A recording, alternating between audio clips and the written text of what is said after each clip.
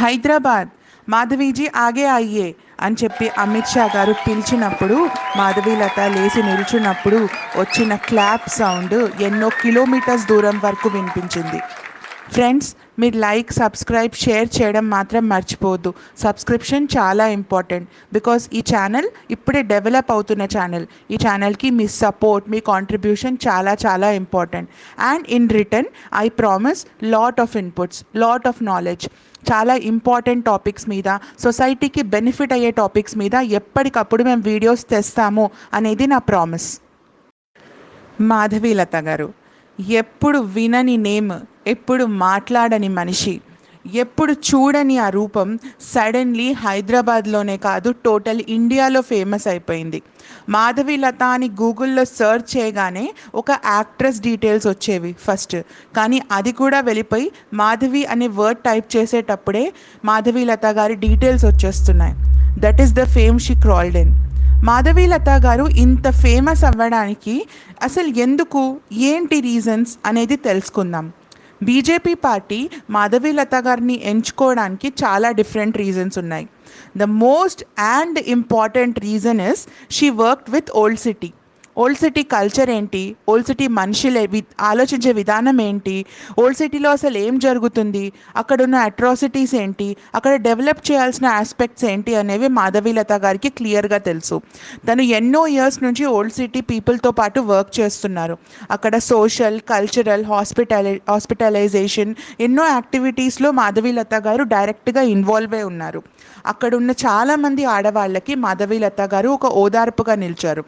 Second reason why BJP has selected Madhavilata, her way of communicating her thoughts. ప్రతి పర్సన్కి communication skills ఉంటాయి. Almost ఈ జనరేషన్లో almost every పర్సన్కి different way of communication skills ఉన్నాయి.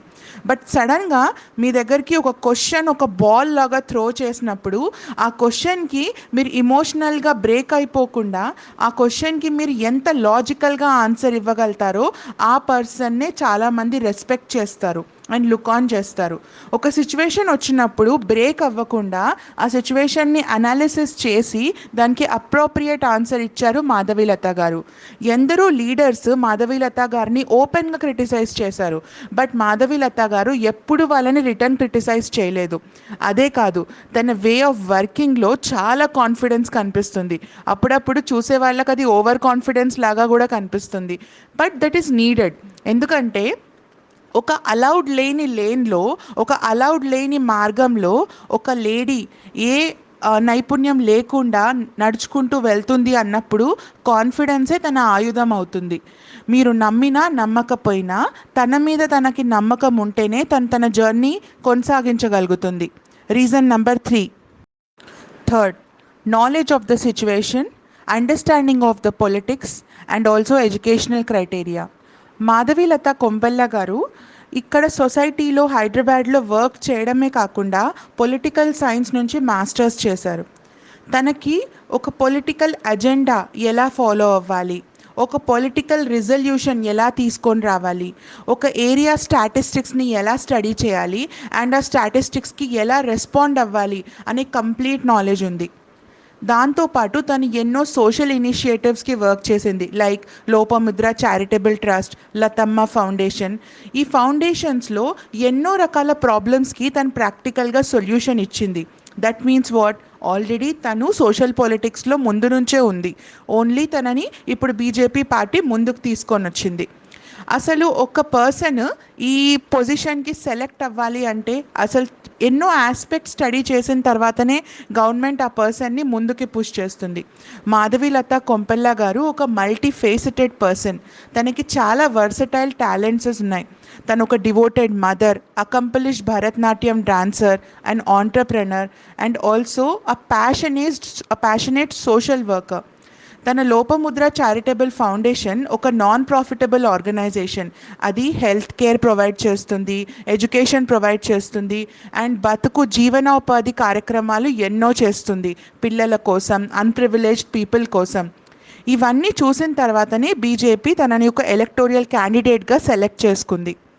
ఈ 3 రీజన్సే కాదు, 4వ reason which is very very important. మీరు ఎప్పుడైనా బురదలో నుంచి లోటస్ తీయాలంటే బయట నిల్చొని ఆ లోటస్ని ఇట్లా లాగి గుంజేయలేరు, ఆ బుడదలో దిగాలి. అప్పుడే ఆ లోటస్ని కట్ చేసి బయటికి తీయగలుగుతారు. ఎందుకంటే ఆ లోటస్ స్టెమ్ లోపల వరకు పాతుకుపోయి ఉంటుంది. అది కట్ చేసి తీస్తేనే కానీ ఆ లోటస్ బయటికి రాదు. అలానే బురదలో కాలు పెట్టడానికి చాలామందికి ధైర్యం ఉండదు. మాధవీలత గారికి ఆ ధైర్యం ఉంది. మాట్లాడడానికి నీతులు చాలామంది మాట్లాడతారు, కానీ సాల్వ్ చేసి దమ్మున్న వాళ్ళు చాలా తక్కువ మంది. ఎందుకు హైదరాబాద్లో మాధవీలత గారి కంటే రిచ్ ఉన్న పర్సన్స్ లేరా, పలుకుబడున్న పర్సన్స్ లేరా? ఎందుకు తననే సెలెక్ట్ చేసుకుంది బీజేపీ? ఎందుకంటే తన కట్టు బొట్టు వేషం, ఆలోచించే విధానం, ధైర్యం, వాక్చాతుర్యం, ఆలోచించే పద్ధతి, ఒక ప్రాబ్లమ్ని ఎదుర్కొనే విధానం అన్నీ బాగున్నాయి కాబట్టి ఒక పార్టీ తనను ఒక క్యాండిడేట్గా ఎంచుకుంది. అసలు ఓల్డ్ సిటీలో మాధవీలత గారు గెలుస్తారో లేదో, అసలు ఓల్డ్ సిటీలో బీజేపీ నిలబడుతుందో లేదో, అక్కడ మాధవీలత గారు ఏమైనా చేయగలుగుతారో లేదో అనేది ఒక పెద్ద క్వశ్చన్ మార్క్స్. ఎందుకంటే ఇన్నేళ్ల నుంచి పాతుకుపోయి ఉన్న మెంటాలిటీస్ సడన్గా ఒక గ్లాస్ వాటర్ పోస్తే వాష్ అవుట్ అయిపోవు. Chances are I would say 40-60. ఎందుకంటే 40% ఛాన్సెస్ ఉన్నాయి బీజేపీ గెలవడానికి. The more chances are there with the Muslim minorities. Reason ఏంటంటే, నిజంగా చెప్పాలంటే అన్ని ట్రెడిషన్స్లో, అన్ని కల్చర్స్లో, అన్ని రిలీజన్స్లో లేని ఐకమత్యం ముస్లిమ్స్లో ఉంటుంది. ముస్లిమ్స్ ఒకరి మాట ఒకళ్ళు వింటారు. మీకు తెలుసా, కొన్ని ఇంటర్వ్యూస్ పెట్టారు యూట్యూబ్లో. ఆ యూట్యూబ్లో ఇంటర్వ్యూస్ పెట్టేటప్పుడు యాంకర్ అక్కడ లోకలైట్స్ని అడుగుతుంది, ఓల్డ్ సిటీలో ఉన్నవాళ్ళు, మీరు ఇన్నేళ్ల నుంచి అసదుద్దీన్ ఓవైసీ గారికి ఓట్ చేస్తున్నారు కదా, ఎంఐఎం పార్టీకి ఓట్ చేస్తున్నారు కదా, మీకు ఏమైనా బెనిఫిట్ అనిపించిందా అని అడిగారు. అప్పుడు మీరు ఆశ్చర్యపోతారు. ఆ పర్సన్ ఏమన్నారు తెలుసా, మాకు బెనిఫిట్ అయినా అవ్వకపోయినా మాకు అసదుద్దీన్ ఓవైసీయే కావాలి, మేము తనకే ఓట్ చేస్తాము అని చెప్తున్నారు. ఇంకొక పర్సన్ అయితే, ఇక్కడ డెవలప్మెంట్ ఏమన్నా అయిందా అండి, అవ్వలేదు కదా అంటే, అవ్వకపోయినా అయినా కూడా అసదుద్దీన్ ఓవైసీ గారు, వాళ్ళ ఫ్యామిలీ మెంబర్స్, వాళ్ళ బ్రదరు మేము ఒక్క ఫోన్ కాల్ చేయగానే వచ్చేస్తారు, కాబట్టి మాకు అదే పార్టీ కావాలి. అంటే ఒక మనిషి మీకు అందుబాటులో ఉంటే, ఒక మనిషి మీ రిలీజన్ అయ్యి ఉంటే మీరు ఆ పర్సన్కి ఓట్ చేసేస్తారు. ఆ పర్సన్ ఆ కమ్యూనిటీ కానీ ఆ ప్లేస్కి కానీ డెవలప్మెంట్ చేసినా చేయకపోయినా, ఒక హాస్పిటల్ కట్టేసి ఒక చిన్న లాంచ్ కట్టేస్తే డెవలప్మెంట్ అయిపోయినట్టు.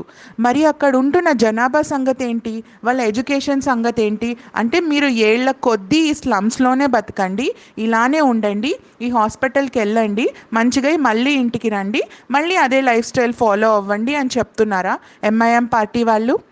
It is not about it. Every country, every time, every state development అనేది చాలా చాలా ఇంపార్టెంట్. ఒక ప్లేస్ డెవలప్మెంట్ అవ్వకుండా స్టాగ్నేట్ అయిపోయిందంటే అది మురికివాడలాగా మారిపోతుంది. దానికి అన్నిటికంటే పెద్ద ఎగ్జాంపుల్ ఓల్డ్ సిటీ. ఓల్డ్ సిటీలో ఉంటున్న జనాలు ఎట్లాంటి థింకింగ్కి అలవాటు అయిపోయారంటే, ఇప్పుడు సపోజెడ్లీ చాలామంది ఇక్కడ లోవర్ ట్యాంక్ బండ్ దగ్గర ఉంటారు, ఎక్కడైతే డంప్ యార్డ్ ఉంటుందో. ఆ డంప్ యార్డ్ వాసన సడన్గా బయట నుంచి వచ్చిన వాళ్ళకి గట్టిగా తగులుతుంది. అసలు ఇంత స్మెల్ వస్తుంది ఏంటి అనే ఫీలింగ్ వస్తుంది. కానీ చుట్టుపక్కల ఉన్నవాళ్ళు ఆ వాసన చూసి అసలు ఇన్ఫ్లుయెన్సే అవ్వరు, అసలు మాకేం వాసన రావట్లేదు అంటారు. ఎందుకంటే ఎవరు ఎలాంటి సర్కమ్స్టాన్సెస్లో చాలాసేపు ఉంటారో అసలు ఆ సర్కమ్స్టాన్సెస్ని రికగ్నైజ్ చేయడం మానేస్తారు, ఆ హ్యాబిట్ చేసేసుకుంటారు ఆ సర్కమ్స్టాన్సెస్కి. సో ఆ మురికి వాడల్లో ఉండడం, ఆ సన్నని లేన్స్లో నడవడం, ఒక్క ఇంట్లో ఇంతమందిని కనడం, కనినా వాళ్ళకి సరైన ఎడ్యుకేషనల్ ఫెసిలిటీస్, మెడికల్ ఫెసిలిటీస్, అన్ని ప్రేమ అన్నీ ఇవ్వకపోవడం వీళ్ళందరికీ నార్మల్ అనిపిస్తుంది. So they are going in that way. But a change అయినా మీకు ఒక ఎగ్జాంపుల్ చూపిస్తేనే వస్తుంది. ఇప్పటికే ఓల్డ్ సిటీలో ఎందరో ముస్లిమ్స్ మాధవీలత గారికి సపోర్ట్గా నిల్చుంటున్నారు. తను చేసే యాక్టివిటీస్ వల్ల ఓల్డ్ సిటీలో చాలా చేంజెస్ రాబోతున్నాయి అని నా గట్టి నమ్మకం. And I hope this will bring a positive impact on the development of Hyderabad. ఈరోజు హైదరాబాద్లో hitech city, Banjara hills, Jubilee hills ఎంత ఇంపార్టెంటో ఓల్డ్ సిటీ కూడా అంతే ఇంపార్టెంట్ అండ్ అంతే డెవలప్డ్ అవ్వాలని నా కోరిక. జై హింద్, జై భారత్. ఫ్రెండ్స్, ప్లీజ్ సబ్స్క్రైబ్ చేయడం మర్చిపోకండి. సబ్స్క్రైబ్ చేయడం వల్ల మీరు కనెక్టెడ్గా ఉంటారు. ఆల్సో మేము చెప్పే వేరియస్ విషయాల మీద ఇచ్చే ఇన్పుట్స్ని మీరు ఎప్పటికప్పుడు వినగలుగుతారు. థ్యాంక్